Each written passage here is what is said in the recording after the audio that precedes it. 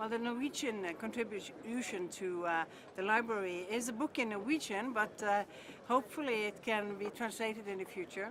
It's one of the first books in a long series that is written by a Norwegian author about maybe the group that has, from the Norwegian side, participated most both in the First World War and in the Second World War.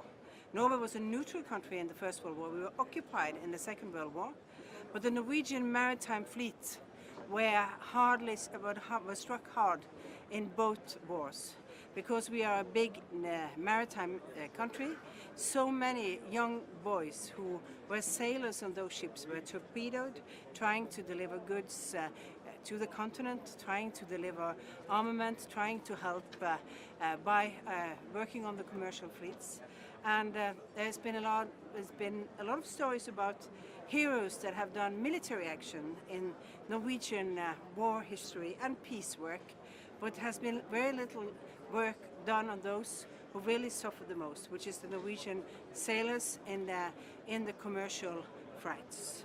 So this book is about that. It's a book about a young boy working in the woods and going to the seaside to work as just before the Second World War, and how he lived through the suspense of trying to help to get materials to Russia during wartime, in a time where they could be torpedoed by the submarines at any time, which is a story about normal people ending up in a war situation. Very typical for Norway, and very important to remember, it's always ordinary people who are suffering the most.